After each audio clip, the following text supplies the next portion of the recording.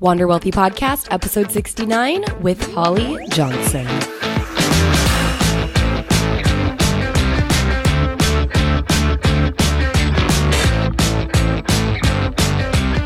Good morning, my friends, or good afternoon. Whenever you're listening to this, you might be listening to this and a ton of other episodes on a nice, weekend or something, enjoying the day. I am so excited. I have been traveling a ton lately, as you guys have known, and I am back in Milan for just a week.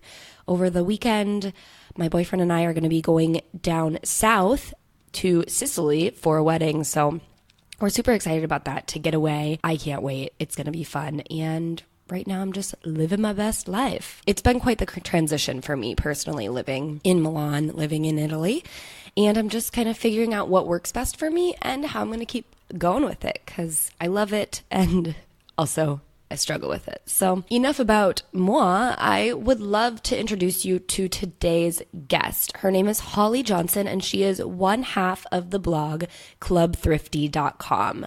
With her husband, they blog about saving money, travel, zero-sum budgeting, and raising kids in this world of, financial confusion. They are such an inspiration to me. I've definitely followed along with their journey as they've been growing this blog of theirs, but also watching them kind of change the blog from just talking about money saving to really starting to do travel hacking and seeing all of the vacations they're going on. And I really admire the way that they have so carefully chosen how they want to live their life and have a specific lifestyle. They had regular jobs, so to speak. You'll hear a little bit more about that. Probably not as regular as you might think, but they did have, that 9-to-5 job where they started out just working, building some wealth, but also having debt. And they decided that they needed to change all that. And they became writers, essentially. First, Holly started doing some writing on the side. She started, building the blog. And then Greg decided to help her, support her with the blog so that she could go and focus on freelance writing. And now she makes quite a lot of money being able to freelance write from, anywhere in the world even. Her and her husband take their 2 beautiful daughters with them when they are traveling, and now quite literally the world is their oyster. So today in this episode, we dive into it. I'm really excited to have Holly on because I love nerding out with, travel hacking and the best credit cards, but we also talk about some other things, how zero-sum budgeting works for them and kind of what their next big goals are. So I'm excited to get into this episode. Holly is just a hard-hitting lady. She really tells it how it is, and that's what I love about her. So let's dive in. Here is episode number 69 with Holly Johnson. Holly, thank you so much for joining us here on the Wander Wealthy podcast. I'm excited to have you on. Tell me, how are you doing today? I'm doing great. Thank you for having me. So I'm excited to have you because when I emailed you originally, I said, I love that from my perspective, you're such a straight shooter. You just say it like it is. And you also happen to talk about money and travel, which are 2 of my favorite subjects. Tell us and introduce yourself, giving us your kind of personal story, both life and money, and how you got to where you are today. Sure. My husband and I actually used to work in the funeral industry, and we started a website in 2011, kind of like a personal finance website to track our financial progress.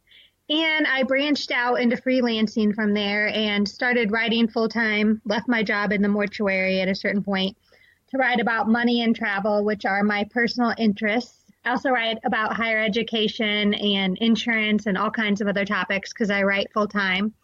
And in terms of how we got to where we are financially, I would say when we started blogging, we had a little bit of debt and we're kind of trying to figure out what we wanted out of our lives. And blogging helped us kind of narrow down what our goals were and document our progress in achieving them. Nowadays, both my husband and I work from home. My husband's been doing our blog full time for 3.5 years, and we have 2 kids, ages 7 and 9, and life is really good. That's awesome. And you do a lot of travel. Tell me more about the travel that you've done and kind of what you've been able to achieve travel-wise throughout the last couple of years. Well, I travel about 3 months of the year, but not all in big chunks. Like my husband and I usually take a 3-week or 4-week vacation with the kids every summer. And then the rest of it is like 1 week here and 1 week there. I do a lot of like work-related travel tips because I get invited a lot of places because I write about travel. And then some of it is just my personal travel. My areas of travel that I write about are the Caribbean. I write about the Caribbean and all-inclusive resorts, family-friendly travel, Europe, cruises, stuff like that. Basically things that are in my wheelhouse that I enjoy doing. I choose to write about those things. I mean, what a perfect way to get invited to the Caribbean. That's awesome. Tell me, let's get a little bit more personal. What is something that you've struggled with in your money journey? And what did you have to do to overcome that? Well, I would say we've been debt-free for many years now. So in terms of financial struggles, we don't have a lot. But one thing that I've struggled with in the past year is just setting boundaries on my work. If you're somebody who's self-employed or an entrepreneur, it's sometimes hard to draw the line. And I've been working weekends for like literally years because I'm really money motivated. So every week of my life, if I'm not traveling, I'm like, oh, I could work Saturday and get these other articles finished and make, certain amount of money or whatever. And I've been doing that so long, I almost feel guilty, like taking off a Saturday or something. But my husband recently asked me to quit working weekends. And this past weekend was one of my first weekends off where I like barely touched my computer, and it felt great. But you do have to change your mindset some to like realize, hey, it's okay that I'm not working this weekend. That's one thing that I've had to overcome because I'm a workaholic, but not everybody has that same problem. Yeah, I do resonate with the being very money motivated. Is that something that you've ever struggled with from a mindset perspective of being like, should I really be money motivated? Shouldn't I be more motivated based on other things? Or is that something that you're just fine with? I think I'm fine with it, to be honest. Like I used to be, when we had less money, I was very money motivated in the sense that I would go to great lengths to save money or to not buy things. And now that we have more money and now that my time is better spent trying to earn more money, I'm super money motivated that way, like earning more money, and I'm not quite as strict on the spending side, but I don't really have a problem with it. I mean, I have other goals in life. I care about my husband and my family and the world and animals and all kinds of things. But like on a Saturday, there's a part of me that's like, oh, I'm going to work, or I'll get up at 5 on Sunday and work for 5 hours before everybody in my family does something. Like there's a part of me that is always willing to do that, and I have to shut that off. Mm-hmm. And since you brought up that your husband asked you to take the weekends off now, or at least get started with that, first of all, I'm curious just kind of how you guys manage money in your relationship or how that has changed. I mean, how long have you been married? We've been married for 13 years. So how was managing your money kind of starting out, and what kind of tips do you have for more of like the newlyweds and people who are just starting to manage their money? Well, we have always managed money together pretty well. It worked really well because when we got married, neither one of us had any money. So there was nothing to argue about. It was really just about trying to create savings goals and pay bills. And we've always shared our money. I think that's a good way to do it if you're married. I don't really understand couples that are married and have kids and share a house and a bed and then have separate bank accounts. I just don't get it. But each their own. But I honestly think, like, if you're a team, you should do it together and like follow your dreams together. Mm-hmm. Absolutely. And so then well, maybe not anymore so much, but maybe even more, do you meet regularly to talk about money, or is it just kind of an open conversation that flows naturally day in and day out, especially since you work together? Well, we do talk about it some, but we do a monthly budget. So, and we use a zero-sum budget, which is a type of budget where you basically try to spend all your income of the month, and you give every dollar a job. So that includes like bills, but then also savings and investments. So we create a monthly budget and talk about that, and it goes pretty smoothly these days. Mm-hmm. So now that you, have been debt-free for quite a while, what are your next kind of steps and your next goals? Well, we paid off our house earlier this year, and we paid off a rental property last year, and then we just finished a huge we're in the midst of a remodeling project on our house that's almost finished, and we paid cash for that. It was $100,000 for a room addition and a patio, and everything I've always wanted on the back of my house is in the midst of being built. In terms of our financial goals, we're just trying to save for early retirement because I've worked really hard for a long time to get where I am. And I'm 38 and I don't think I'll be working like this when I'm 45. Mm-hmm. I'm going to go back a little bit in your story because I feel like you glazed over this a little bit and I'm super curious. The funeral industry, did you guys meet working in that, like working together? No. Or how did that work? We were together before that. And then my husband is was a mortician. And then I ended up working on the administrative side with him. Like he did the mortuary, dead people stuff, and I did the paperwork side of the equation. We did that for like 7 years together. Then, so do you own a funeral home? Or no. The funeral homes just like employing morticians all over the place? Yeah. He worked for somebody and then they hired me. That's amazing. I know that's super weird, but it worked fine. Actually, it worked really well. That's cool. So you made that transition then to start. Did you start Club Thrifty right off the bat, or did you kind of transition into something else? How did you do the whole leap? It might be a long story, but as summed up as possible. The short version of the story is we started our blog in 2011. I wanted to grow our blog, but we really didn't know about monetization the way people do these days. So basically we just blogged for fun at first. And then I started getting freelance writing jobs at some point in there. And then at a certain point, I only made like $40,000 a year at my job, or like $38,000 a year. At a certain point, I was earning that and then freelancing like $3,000 a month in my part-time, in like my spare time. So I quit my job to write full-time and to grow our blog. And then once I could do it full-time, I really focused on it and helped it become profitable, the website, so my husband could come home and do it full-time. And then now that the website is a lot more successful, I'm going to scale back my work, basically. Does that answer the question? Yeah, absolutely. Is this something you've always wanted, to be able to kind of work together and run a business, or did you just fall into it? No, we actually really liked working together at the funeral home and wanted to do something together. And even though we didn't know our blog could be like a real source of income that sustained our family in this way, I think that was always our goal, was to do something together. We work really well together. Yeah, and I think it's super cool because then you both get to travel with your two girls. So I have one more question for you, kind of just in the story round, which is a question I really like because I think it flips things on its head. What is one piece of unconventional money wisdom that you believe, or one piece of mainstream money advice that you always hear that you just can't get on board with? Well, I would say generally, this may be like a broad answer to your question, but I write about frugality and like living a frugal lifestyle. And I think some of the advice that drives me crazy is like these really complex money saving schemes. Like I just wrote a blog post about this, actually. There was a lady on TV talking about all these ways to save on back to school. And it was like, go to 5 stores to get the best prices on all these different things. And she had like three apps she wanted everybody to download, and then buy other things online and all this. I mean, it's super time consuming, her advice. And I always think the best way to save money is the easiest. Like, for example, this year I made my kid reuse her backpack from last year.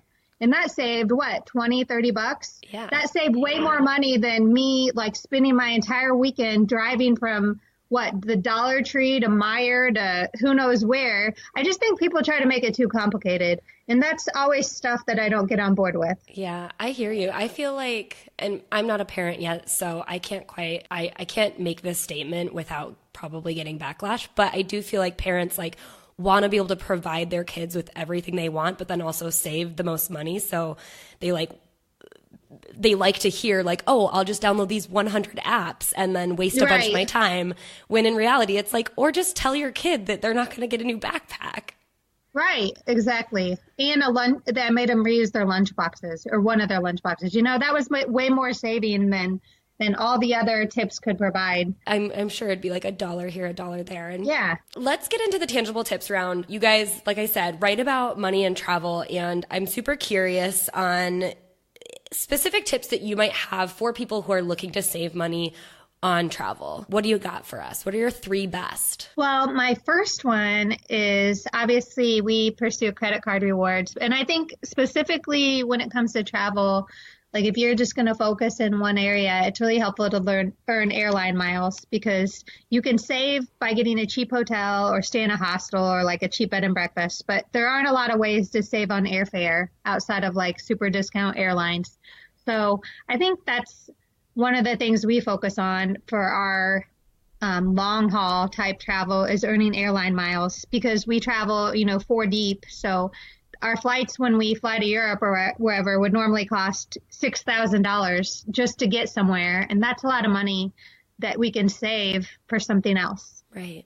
That's awesome. Now, another tip, I would say the number 2 tip, I always tell people to be open to different destinations. I feel like people get their heart set on going somewhere and then try to figure out a way to make it cheap when it may not be. And I feel like if you keep a list of places you want to go instead of just having your heart set on one place, not only can you save more money that way, but you can also, go to different places you may have been on the fence about. Like, I can't tell you how many times we've booked like a sail fare flight somewhere weird. And we're like, okay, we'll just go. And then we get there and we're like, oh, this is great. This is amazing. And this isn't a destination that was on the top of my list before, but now I'm definitely coming back. I think it helps to be open to different destinations.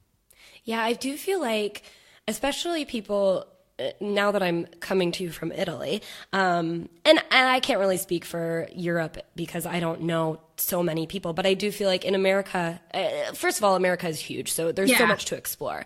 But we do get stuck on like, oh, well, my friends or my parents always went to X destination in Mexico or something. And so then we always feel like we have to just keep going back to that. And my hope is just because I come from like travel, I love traveling. I just want people to see more and be open to seeing more.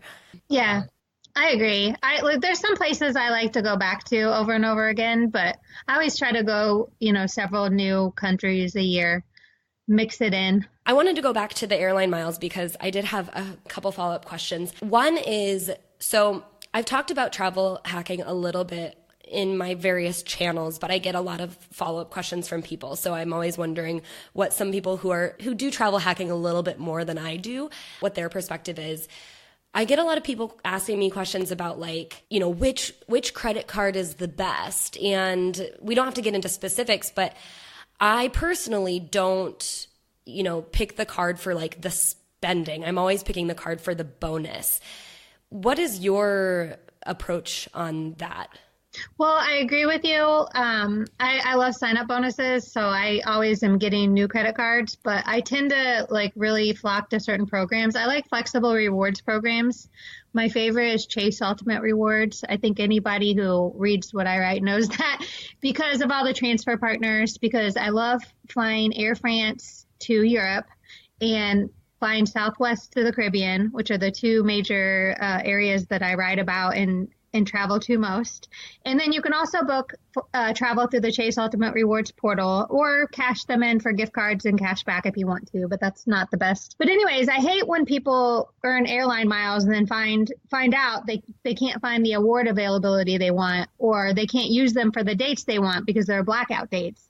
So by getting a flexible rewards card like the Chase Sapphire Preferred, Chase Sapphire Reserve, something like that, you can earn the miles and then decide at the time which airline to transfer to, which one would be the best deal. You can check availability, see if the flights you want or even exist, and then transfer your points. Yeah, I think a lot of it has to do with like doing a little bit of the prep work before just going and applying for a card and hoping that it's all gonna fall into your account at the right time. Yeah, exactly. All right, hit us with your third money-saving travel tip. My third money-saving travel tip would have to do with families because I travel with my family a lot. And what we always try to do is book condos, Airbnbs, VRBO type stuff, because we only eat out once a day and we make our other two meals in our little living area. And that is such a huge money saver. I love to eat out when we travel. I love to try different types of food, but honestly, eating out 3 times a day is a little ridiculous. And when you have 4 people, the cost can be astronomical. So that's another one. I think not only is it money saving to rent a condo, but you have more room too. I don't want to sleep in the same room as my kids anymore. So like I'm always looking for that 2-bedroom, Airbnb, put my kids in one, me and my husband in the other. That's the dream right there. And do you ever do cards for hotel points? Yeah, I do. I do because me and my husband travel by ourselves usually about 4 weeks a year is just myself and my husband. But I don't really, I have a lot of Hilton points right now. I don't really focus on hotel programs because it's really hard to find hotel programs that will let you book 4 to a room in certain parts of the world. And so I've had situations where I've had a ton of hotel points and I want to stay in a hotel, but they won't let you book a room for 4. You have to get 2 rooms. And our kids aren't old enough to even be in their own room. So it's kind of awkward. So I mostly focus on flexible travel points and then flexible travel credit that I can use for Airbnbs. So my Barclays, Arrival Plus World Elite MasterCard, that kind of thing. You can use that for Airbnb? Yeah. And VRBO. Amazing. Yeah. So cool. Yes, Europe hotels are the worst because they are they are. If you're one person traveling, you can literally get a single bed, but who wants to sleep on a twin bed anymore? Or you and your husband would walk in and be 2 single beds separated. You'd want to push them together. Well, I can live with that, but I can't I can't live with 2 rooms. So, but the good thing about at least where we travel in Europe, you can always get a rental condo. They're all over the place. You can get an Airbnb pretty much anywhere. We've never had a problem. Yeah, Airbnb has really just globalized their business and the traveling. I just have a random side note question. You prefer to fly Air France to Europe. Why is that? Because I can always find when I book Air France Europe, I actually fly on Delta, but it's the Air France Fly in Blue program that I transfer points to. And there are a few reasons that I like it. First of all, Air France is a transfer partner of Chase, Citi Thank You Rewards, and American Express membership rewards, all of which I have points in. So it's really easy to accumulate a ton of miles with Air France because there's all these different directions you can transfer your points from, and all those sign-up bonuses that you can earn that can ultimately be transferred to your Air France account. So usually I can find round-trip flights to Europe on Air France for 50,000 miles per person, which is 200,000 for the 4 of us. So as you can imagine, it has to be easy to earn the points. Plus, like I said, I can always find the award availability. I just actually booked 4 flights for us and 2 of our friends to go to Italy next year on Air France, and I found 4 seats on every single day I wanted to look on. So I don't want them to take away the award availability, but at least from Chicago and Indianapolis, which is where I fly from, I can always find 4 seats on a flight. Yeah, that's awesome. Moving on, I want to talk about one thing that someone listening can do this week to improve their financial future. And this can be travel or just regular financial related. Well, there are a lot of things, but I know that one thing my husband and I did when we first started getting serious about our money a long time ago was we started tracking our spending. And I think it's easy to believe you're good with money and that you're spending wisely, but if you get out your bank statements, credit card bills, and actually track your entire spending for 2 or 3 months, I always feel like that really shocks people when they find out how they're actually spending their money. Not what they think, but the reality. I think people spend way too much money on food, way more than is worth it. Really, I think people spend more on entertainment, more on Amazon random purchases than they think. And a lot of those things can get them off track from reaching their financial goals. So I think if you want to do something to improve your financial future, track your spending from last month and the month before and just look at it and just let it sink in. I mean, sometimes that can give you the motivation to make a change. Yeah. Even just I don't know, sign out of your Amazon account and have someone change your password or something. Sure. Or like instead of dining out 4 nights a week, dine out 1 night a week. Right. I mean, dining out is killing people. I swear, dining out and car payments. Stop it already. Yeah. Car payments. I don't even want to talk about that. But we live in kind of an affluent area, and I can't tell you how many people we know that they have 2 $500 car payments per household. And so they're paying $1,000 a month for cars that are going to be worth nothing in the end, basically nothing. And then their cars are new, so they have more expensive license plates, higher insurance.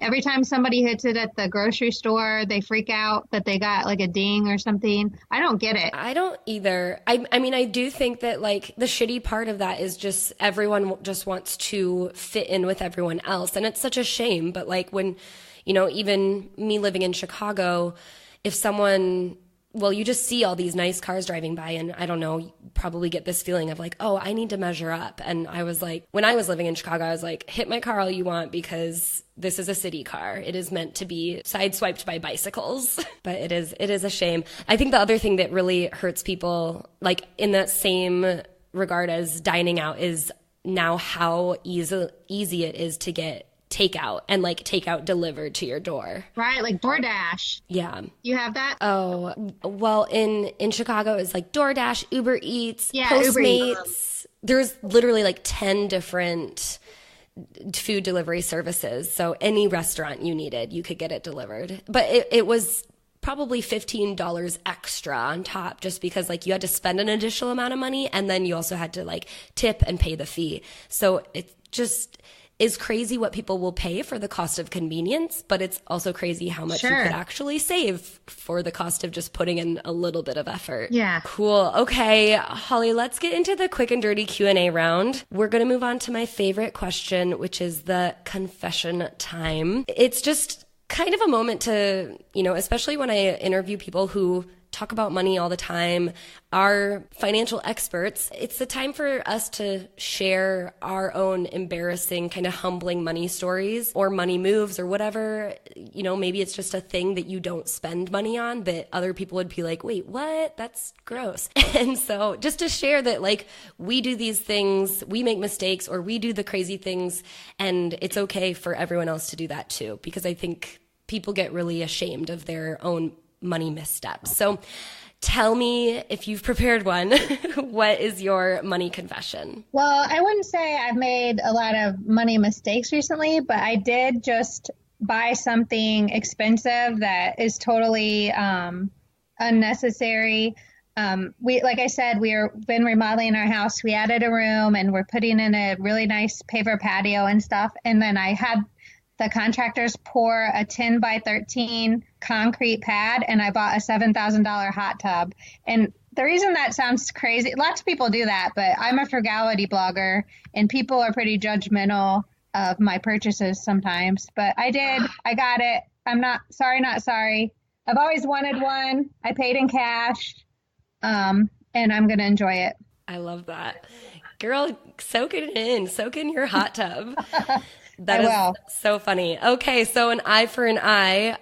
I will share one of my embarrassing money things. It's actually something I spent money on too, but now that I'm living in Italy, it's going to sound absolutely absurd.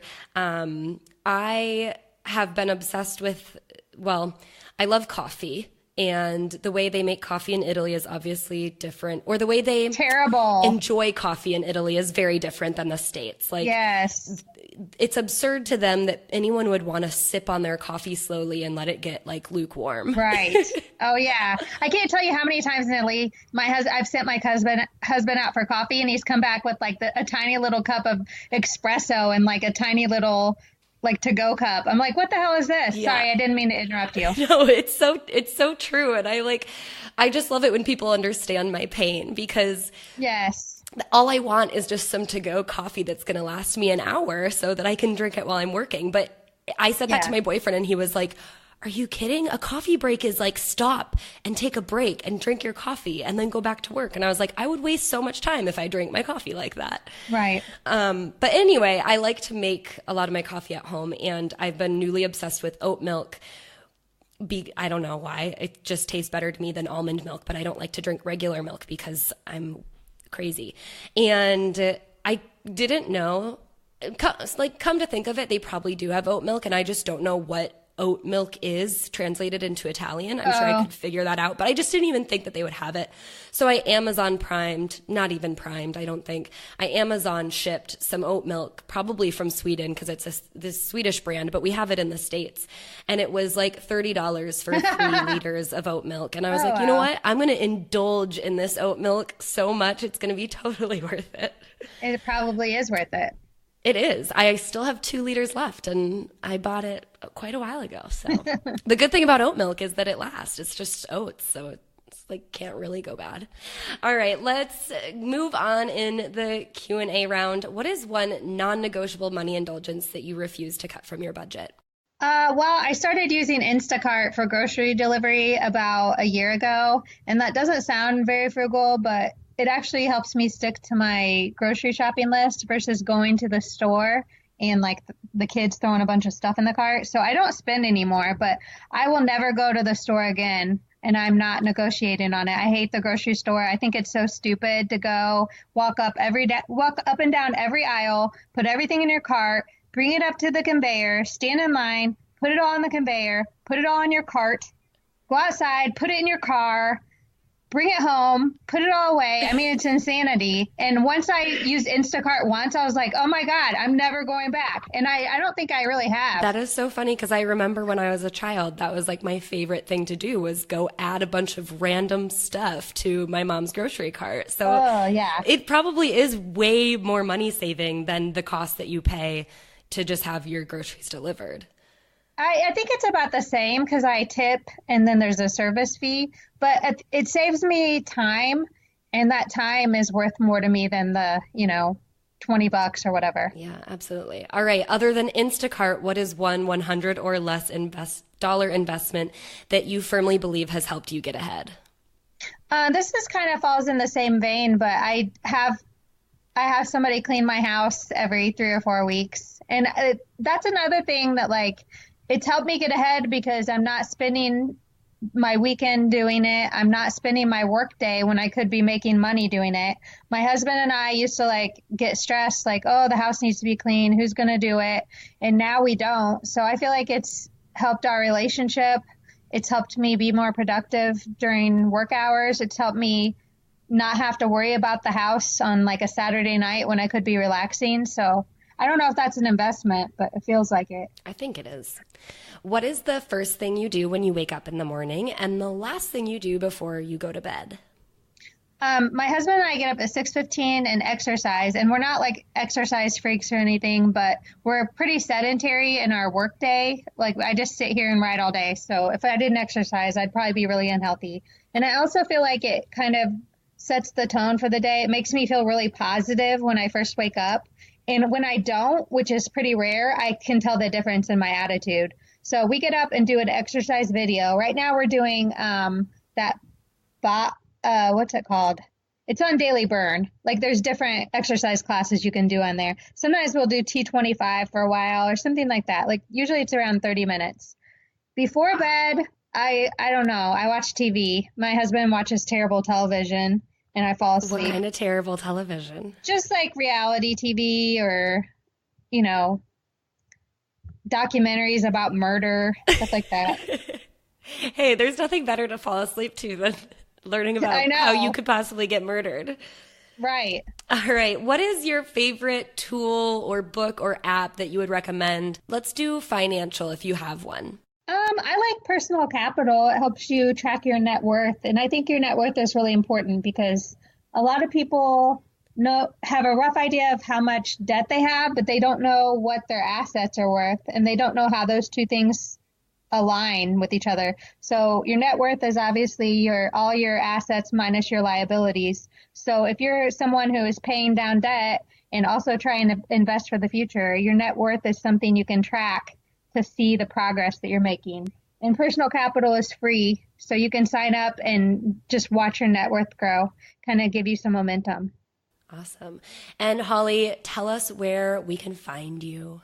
Well, my website that I own is clubthrifty.com. So I'm on Facebook, Twitter, Pinterest, at Club Thrifty. Awesome. Well, we will definitely follow you there. Holly, this was so much fun. Thank you so much for coming on the Wander Wealthy podcast. Thank you. Thank you. And that is a wrap on episode 69 with Holly Johnson. I hope you all enjoyed this. I hope you're going to come check out the show notes so that you can get all the different links that Holly mentioned. I'll put some links to the credit cards and her blog and anything else that is pertinent to this episode in the show notes. So go find those at wanderwealthypodcast.com/podcast/episode 69. Episode and the number 69. All right. Until next time, you all, I hope you wander wealthy.